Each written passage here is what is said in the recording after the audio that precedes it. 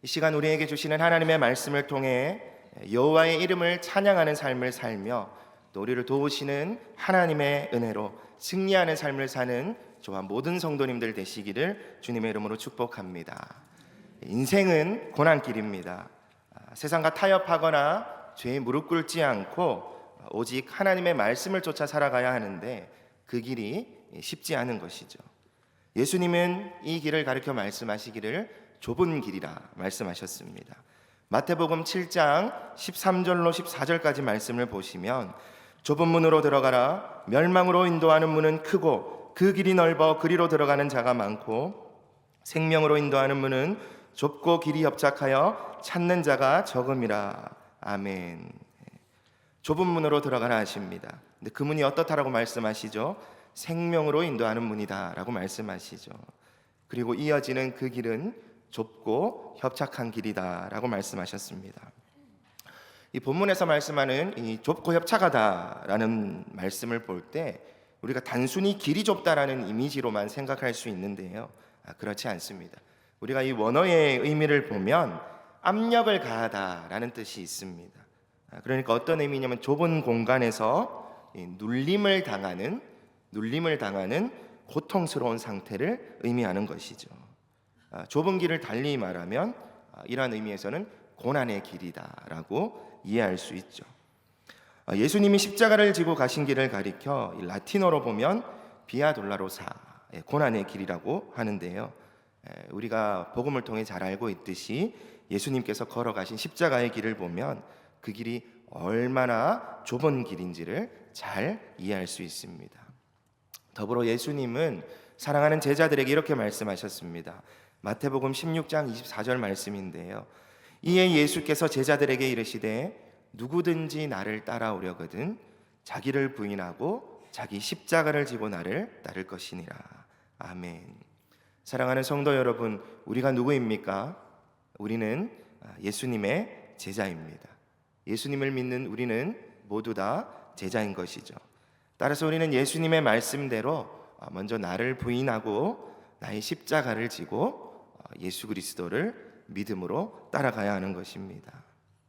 예수님을 따라가는 그 길은 분명 말씀하신 대로 좁은 길이며 고난의 길입니다. 그러한 의미에서 우리의 인생은 믿음의 삶이기 때문에 동일하게 고난의 길이라 할 수 있는 것이죠. 그런데 중요한 것은요, 고난 자체로 끝이 나지 않는다라는 것입니다. 고난 뒤에 찾아올 영광이 있기 때문입니다. 우리 로마서 8장 17절 말씀을 보시면 이렇게 말씀합니다. 자녀이면 또한 상속자 곧 하나님의 상속자요 그리스도와 함께 한 상속자니 우리가 그와 함께 영광을 받기 위하여 고난도 함께 받아야 할 것이니라. 아멘. 성도의 인생은 분명 고난의 길이지만 고난으로 끝이 나지 않습니다. 우리의 인생, 그 고난은 고통을 주기 위한 것이 아니라 영광을 얻게 하기 위한 것이기 때문입니다. 그렇기 때문에 우리가 인생을 살아가면서 고난을 당한다고 해서 낙심하거나 좌절할 이유가 없는 것입니다. 왜냐하면 우리가 가는 길, 주님을 따라가는 길은 분명 고난의 길이지만 동시에 주님의 영광을 위한 길이기 때문인 것입니다. 이것이 우리의 소망인 줄 믿습니다. 장차 얻게 될 영광을 바라보며 포기하지 않고 고난의 길을 끝까지 걸어가는, 믿음으로 달려가는 저와 모든 성도님들 되시기를 주님의 이름으로 축복합니다. 오늘 함께 살펴볼 시편 124편은 다윗의 시편으로 성전에 올라가는 노래입니다. 성전에 가는 순례길에 부렀던 찬양 노래라는 것이에요. 성전으로 가는 순례길은 자료에 의하면 굉장히 힘든 길이었다라고 합니다. 많은 어려움과 위험이 도사리고 있는 길이었다라고 해요. 본문의 말씀을 보면 순례자들이 순례의 여정에서 겪거나 볼 수 있는 장면들이 아주 생생하게 기록되어 있습니다. 이 본문 4절과 5절 말씀 보시면 우기에 말랐던 시내의 홍수처럼 물이 넘쳐 흐르는 모습을 떠오르게 하고요. 또 6절 말씀에서는 맹수가 사냥한 먹잇감을 뜯어먹는 모습을 떠오르게 합니다. 이러한 장면의 묘사는 순례의 길을 직접 가보지 않은 사람은 생생하게 이해할 수 없는 것이죠. 반드시 순례의 길을 걸어가본 자만이 증언할 수 있는, 묘사할 수 있는 고백이기 때문입니다. 그런데 어떻습니까? 말씀을 한번 보니까 성전으로 올라가는 그 순례의 길이 쉬워 보이시나요? 그렇지 않죠. 어렵고 힘든 길입니다. 고난을 피할 수 없는 길이라는 것이에요. 그런데 그 길을 갑니다. 그죠? 왜 그 길을 갈까요? 왜 성전으로 가는 순례의 길을 가야만 하는 것일까요? 이스라엘은 6월절, 77절 장막절에 예루살렘 성전으로 가야 했는데 절기를 따라 하나님을 제사드리기 위해, 하나님을 예배하기 위해 반드시 예루살렘 성전으로 모여야 했습니다. 따라서 이렇게 힘들고 어려운 길이지만 순례의 길을 가야만 했던 것이죠. 그 길 가는 가운데 불렀던 노래가 바로 오늘의 본문 말씀이다라는 것이에요. 달리 말하자면 찬양인 것이죠. 찬양은 놀라운 은혜를 경험하게 합니다. 이 찬양하면 어두움이 떠나가고 두려움이 사라지게 되죠. 또 뿐만 아니라 찬양을 통해 슬픔을 이겨내게 되고 또 낙심과 절망에서 벗어나게 됩니다. 이외에도 찬양을 통해 누릴 수 있는 은혜는 말로 다 할 수 없을 만큼 많이 있죠. 긍정적인 은혜로 보자면 찬양하면 우리 안에 기쁨이 넘칩니다. 또한 감사와 소망이 일어나고 넘치게 되고요. 또 그러한 삶을 살아가게 됩니다. 왜냐하면 찬양은 하나님의 이름을 높이는 것이기 때문이에요. 아니, 내가 인정받는 것도 아니고 나를 높이는 것도 아닌데 왜 기쁨과 감사와 소망이 넘쳐나죠? 이렇게 생각할 수 있습니다. 하나님을 찬양할 때 기쁨과 감사와 소망이 넘치는 이유는 오늘 말씀을 통해서도 확인해 볼 수 있지만 하나님이 우리를 구원하시는 분이시기 때문입니다. 찬양은요, 하나님이 어떠한 분이신지를 고백하는 것입니다. 그리고 하나님이 우리를 위해 어떤 일을 행하셨는지를 우리의 믿음으로 입술로 선포하는 것입니다. 그것이 바로 찬양인 것이죠. 따라서 찬양은 어떠한 자세로 해야 할까요? 적극적인 자세로 해야 하겠죠. 마음과 뜻과 정성을 다해 해야 하는 것입니다. 나를 구원하신 그 하나님의 은혜를 감사하며 기뻐하며 또 그 은혜의 소망을 가지고 주님의 이름을 높이고 주님의 행하신 일을 선포하는 찬양을 전심으로 해야 하는 것이죠. 저는 우리 동부교회 부임하는 날까지, 그날까지 제가 이전 교회에서 찬양 인도를 하고 왔는데요. 꽤 오랜 시간 동안 찬양팀 사역을 했습니다. 그러다 보니 이제 자연스럽게 찬양과 관련된 다양한 이야기를 많이 듣게 되었는데요. 그 중에 가장 마음 아픈 소리가 있어요. 그게 무엇이냐면요, 찬양 대충 하면 되지, 이런 말이었습니다. 어떻게 이런 말을 할 수 있을까요? 찬양을 대충 하면 된다는 말은 앞에서 찬양이 무엇인지를 살펴본 것처럼 하나님의 이름을 대충 높이면 된다는 말이 되지 않습니까? 어떻게 하나님을 대충 찬양하면서 하나님께로부터 은혜 받기를 갈망하고 원할 수 있을까요? 하나님, 느낌 아시잖아요. 제가 뭘 원하는지 아시죠? 그죠? 제가 이렇게 대충 해도 하나님 알아서 채워주세요. 이런 자세 아닌가요? 이거는 분명 우리가 지향해야 될 자세고 버려야 될 자세입니다. 지향해야 될 자세죠. 그죠? 찬양은 전심으로 해야 되는 것이에요. 성경 어디에도 찬양을 대충 해도 된다라는 말씀은 없습니다.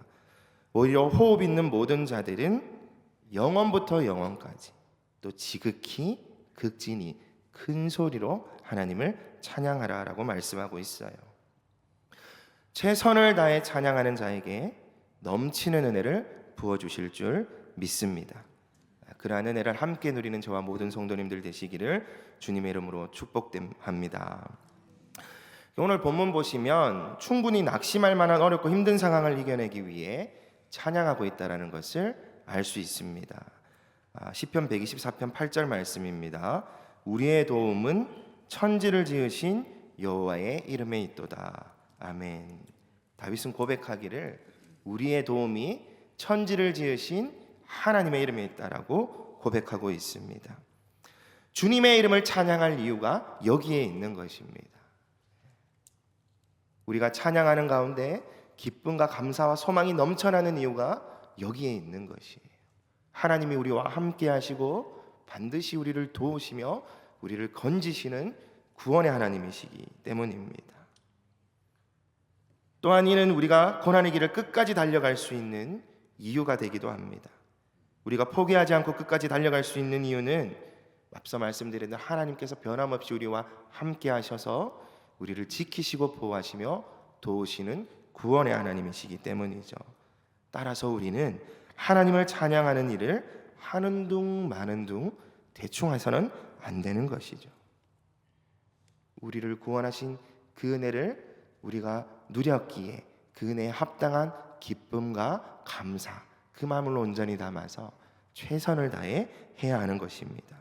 멀고 험한 인생길 다윗과 같이 주님을 찬양하면서 끝까지 주님만을 따라가는 우리가 되기를 간절히 소원합니다. 오늘 본문을 통해 이 멀고 험한 고난길과 같은 인생길을 끝까지 잘 달려가기 위해 우리가 어떠한 믿음의 자세로 살아가야 하는지를 살펴보고자 하는데요. 크게 두 가지로 말씀을 살펴보고자 합니다. 첫 번째는 저를 따라 같이 함께 해주시면 좋겠습니다. 구원의 은혜를 기억해야 합니다. 우리는 하나님의 자녀된 삶을 살아감에 있어서 반드시 구원의 은혜를 기억해야 합니다. 우리가 구원의 은혜를 기억하기 위해서는 무엇을 해야 될까요? 먼저 과거를 돌아보아야 합니다. 우리 중 미래를 내다볼 수 있는 사람은 없습니다. 이 중에 혹시 미래에 3초 뒤에, 1분 뒤에, 하루 뒤에, 일주일 뒤에 무슨 일이 일어날지를 분명하게 아실 수 있는 분 계시나요? 없으시죠, 그죠? 우리는 그러한 자들입니다. 그런데 우리는 할 수 있는 게 있어요. 그게 무엇이냐면 바로 과거를 돌아보는 것입니다.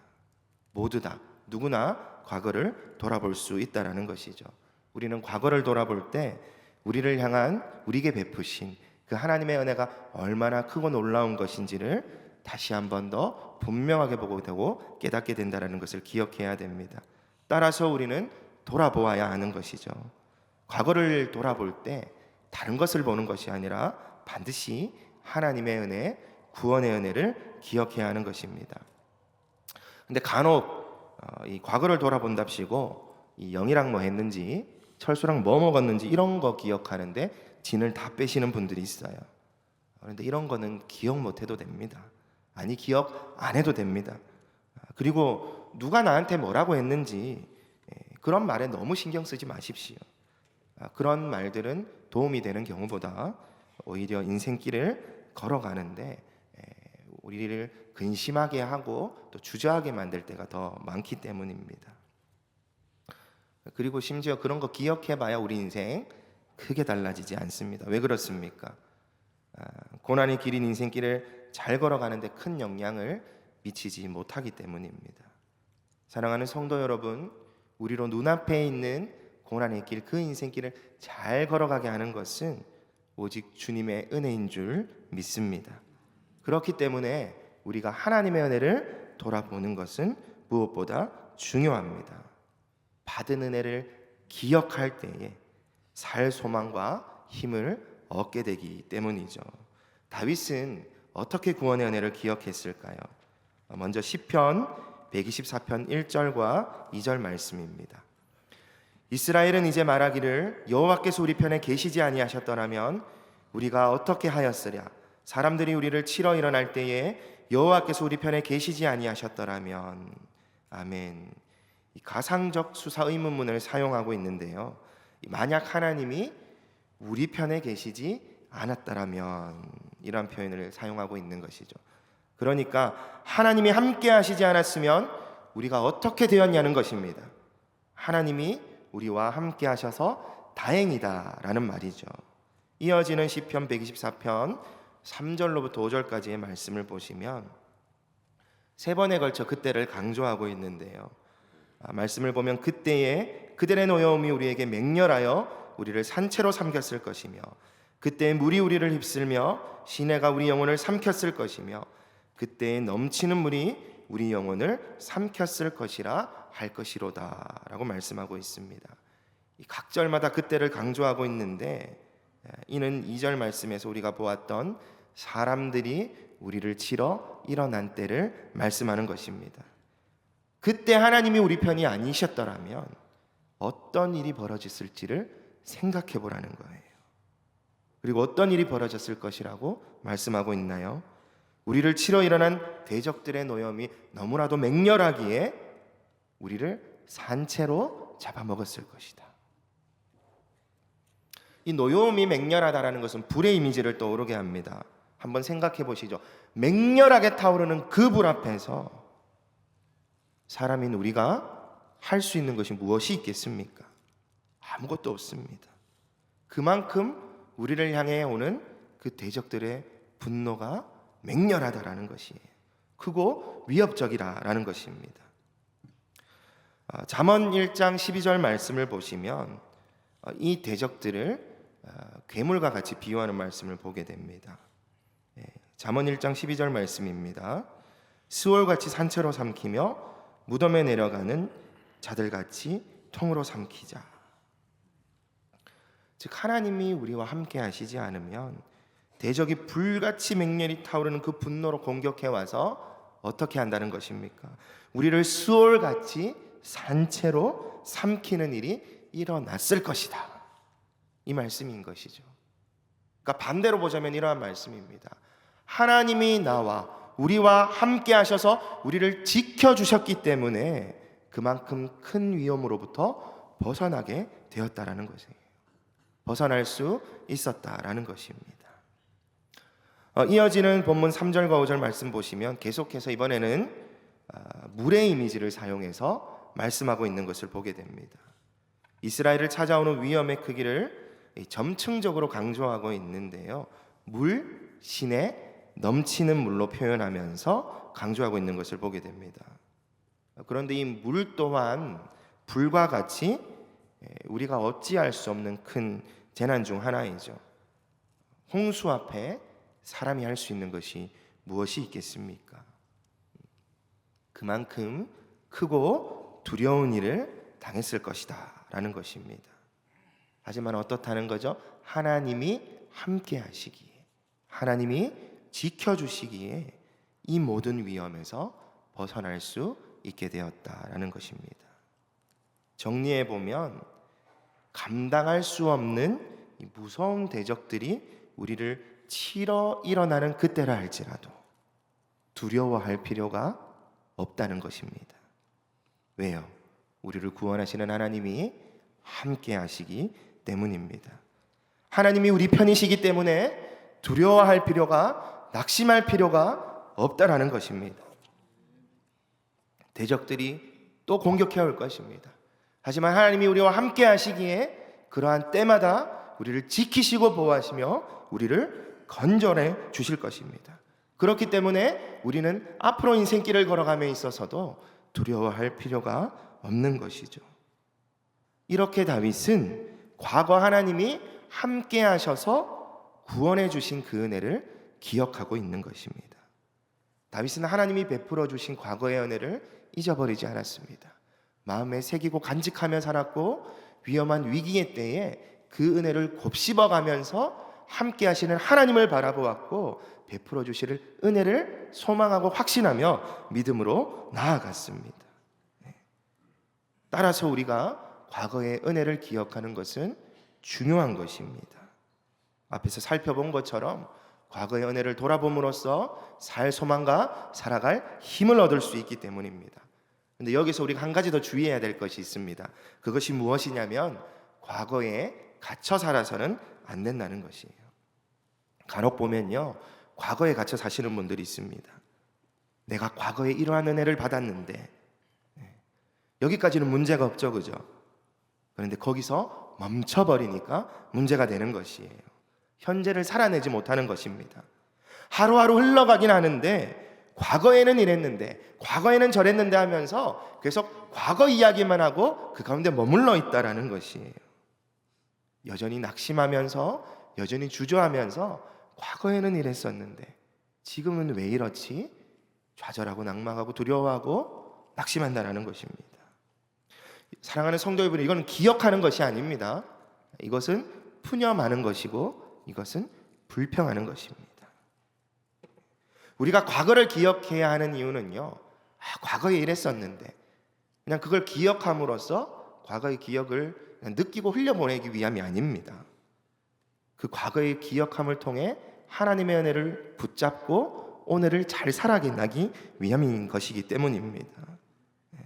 그리고 우리가 믿는 하나님은요, 과거에 갇혀 계신 하나님이 아니십니다. 과거에 우리와 함께 하셨던 그 하나님이 오늘 지금 이 순간 우리와 함께 하고 계시며 또 앞으로 우리가 살아갈 인생길에도 변함없이 함께 하시는 하나님이시기 때문입니다. 이것을 잊지 마시기를 주님의 이름으로 축복합니다. 더불어 구원의 은혜를 기억하며 감사와 기쁨으로 주님의 이름을 찬양하며 오늘을 능히 살아내는 저와 모든 성도님이 되시기를 주님의 이름으로 축복합니다. 이 멀고도 험한 인생길을 우리가 끝까지 잘 달려가기 위해 우리는 어떻게 살아가야 할까? 어떤 믿음의 자세를 가져야 할까? 두 번째로 살펴볼 것은 이것 또한 함께 따라해 주시면 좋겠습니다. 구원의 은혜를 찬양해야 합니다. 과거의 은혜를 기억하는 것 중요하지만 거기서 멈추서는 안 됩니다. 그죠? 오늘을 잘 살아내야 하기 때문이죠. 마찬가지로 이 구원의 은혜를 기억하는 것 넘어서서 구원의 은혜를 찬양하는 것 너무나도 중요한 것입니다. 오늘을 살아내기 위해서 우리는 구원의 은혜를 찬양함으로써 우리와 함께 하실 역사하실 하나님의 능력과 그 이름을 선포하는 삶으로 나아가야 하는 것입니다. 왜 그렇습니까? 우리가 본문 8절 말씀을 통해 보았듯이 우리의 도움은 천지를 지으신 여호와의 이름에 있기 때문입니다. 시편 124편 본문 1절 말씀을 다시 보시면 이렇게 시작하죠. 이스라엘은 이제 말하기를. 이 말의 원어적인 의미는요, 말해야 한다라는 것입니다. 그냥 말하기를이 아니라 반드시 말해야 한다라는 것이에요. 입을 열고 소리를 내어서 말하라는 것이죠. 기억하지만 말고 고백하라는 것입니다. 무엇을요? 과거를 돌아보며 떠올렸던 그 하나님의 구원의 은혜를 입술로 고백하며 찬양하라라는 것입니다. 건너가서 6절 말씀 보시면 구원의 은혜를 찬양하라라고 말씀하고 있는 것을 분명하게 볼 수 있어요. 6절 말씀입니다. 우리를 내주어 그들에 의해 씹히지 아니하게 하신 여호와를 찬송할지로다. 아멘. 대적들에 의해 씹히지 않도록, 삼켜지지 않도록 먹이로 내주지 않으시고 우리를 구원하여 주신 그 하나님을 찬양하라라고 말씀합니다. 구원의 은혜로 사는 오늘은 감사의 조건이 됩니다.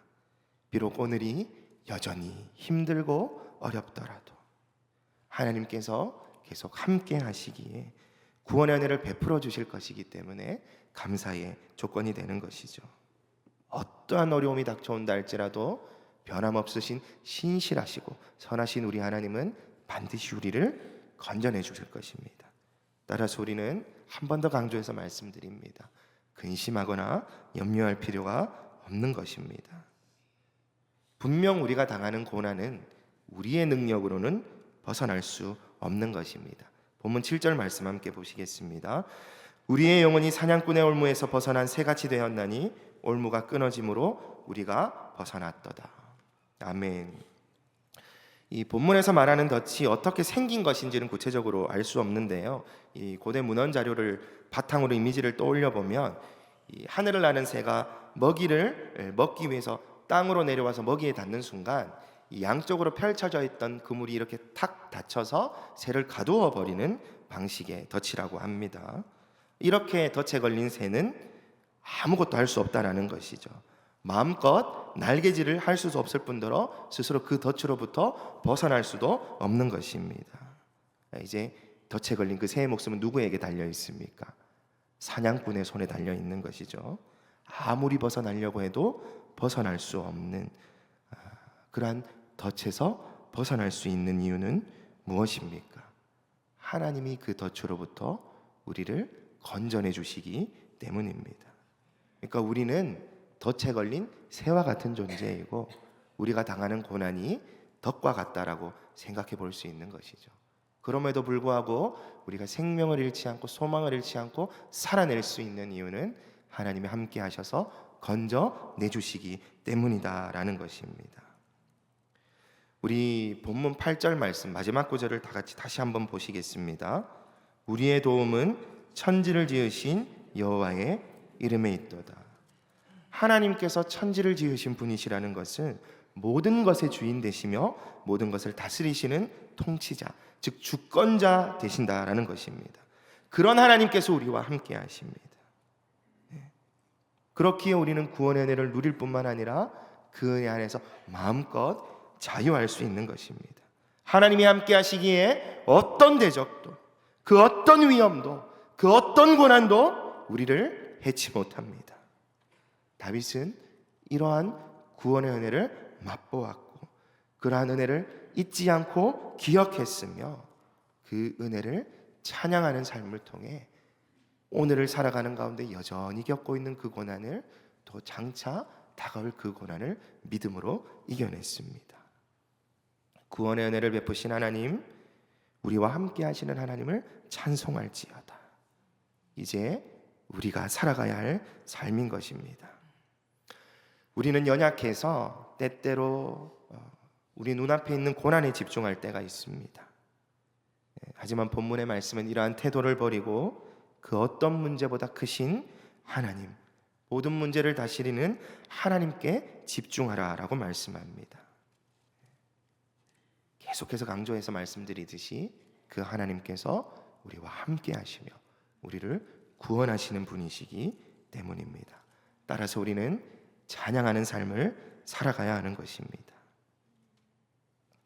우리가 믿는 하나님은 죄로 죽어있던 우리를 살리신 분이십니다. 죄로 죽어있던 우리를 그리스도의 피로 다시 살리사 하나님의 자녀가 되는 권세를 주셨습니다. 죄와 사망의 권세를 깨트리시고 베풀어 주신 새 생명 주신 구원의 은혜, 이것이 바로 우리와 함께 하시는 주님이 베풀어 주신 구원의 은혜입니다. 이 구원의 은혜로 살아가는 우리는 그 구원의 은혜를 찬양하는 삶을 살아가야 합니다. 다른 사람의 입술이 아닌 나의 입술을 통하여서, 다른 사람의 고백이 아닌 나의 믿음의 고백으로 나의 삶으로 내게 주신 은혜를 찬양하는 삶을 살아가야 하는 것입니다. 에베소서 1장 5절로 6절 말씀입니다. 그 기쁘신 뜻대로 우리를 예정하사 예수 그리스도로 말미암아 자기의 아들들이 되게 하셨으니 이는 그가 사랑하시는 자 안에서 우리에게 거저 주시는 바 그의 은혜의 영광을 찬송하게 하려는 것이라. 아멘. 이것이 우리가 할 일인 것입니다. 찬양은 해도 되고 안 해도 되는 일이 아니에요. 반드시 해야 되는 것입니다. 우리를 구원하신, 우리에게 하나님의 자녀가 되는 권세를 주신 이유 중 하나이기 때문입니다. 말씀을 정리하겠습니다. 이 순례의 길, 멀고 험한 고난의 길이었습니다. 하지만 그 길을 갈 수 있는 이유는 하나님 때문이었죠. 하나님이 우리와 함께 하셔서 어렵고 힘든 순간마다 버티고 견뎌낼 수 있는 힘과 또 끝까지 달려갈 수 있는 소망을 주시기 때문입니다. 이러한 은혜를 더욱더 분명하고 확실하게 누리는 길은 과거에 베풀어 주신 구원의 은혜를 기억하며 그 구원의 은혜를 찬양하며 사는 삶을 사는 것입니다. 구원의 은혜를 기억하고 그 은혜를 찬양함으로 주님의 이름을 높여드릴 때 우리를 도우시는 놀라운 구원의 은혜를 경험하게 되기 때문입니다. 이와 같이 우리의 인생길도 고난길이죠. 우리의 힘으로, 나의 힘으로 끝까지 갈 수 없는 길입니다. 하지만 그럼에도 갈 수 있다라고 말씀하십니다. 구원의 하나님이 함께 하시기 때문입니다. 과거에 함께 하셨던 그 하나님이 오늘 함께 하시고 앞으로도 함께 하실 것이기 때문입니다. 그 구원의 은혜를 기억하고 그 구원의 은혜를 찬양하며 주님의 이름을 높여드리고 또 도우시는 은혜로 끝까지 달려가 주님이 주시는 그 영광을 충만하게 누리시는 저와 모든 성도님들 되시기를 주님의 이름으로 축복합니다. 기도드리겠습니다. 거룩하신 하나님 아버지, 죄로 죽어있던 우리를 예수 그리스도의 십자가 은혜로 다시 살리시사 새 생명 주시고 하나님의 자녀가 되는 권세를 얻게 하여 주시니 감사드립니다. 우리가 눈으로 바라보는 하나님의 자녀된 삶은 쉽지 않은 길입니다. 좁은 길이며 고난의 길입니다. 하지만 고난으로 끝이 나는 것이 아니라는 것을 믿음으로 보게 하여 주시옵소서. 그 길은 주님의 영광을 위한 길이며 그 영광에 참여하기 위한 길임을 잊지 않게 하여 주시옵소서. 우리가 인생을 살아가는 가운데 그 믿음의 길을, 그 좁은 길을, 고난의 길을 승리하며 살아가기를 간절히 소원합니다. 구원의 은혜를 분명하게 바라보며 똑똑하게 기억하게 하여 주시고 그 구원의 은혜를 찬양하는 믿음의 삶을 통해 나와 함께 하시며 나를 도우시는 주님의 이름을 높이는 삶을 살아가게 해주시고 베푸시는 돕는 은혜를 따라서 그 고난의 길을 능히 견뎌내고 이겨내고 승리하는 믿음으로 살아가게 하여 주시옵소서. 우리와 함께 하시며 우리로 찬양의 삶을 통해 승리케 하실 하나님께 모든 감사와 영광을 올려드립니다. 예수 그리스도의 이름으로 기도드렸습니다. 아멘.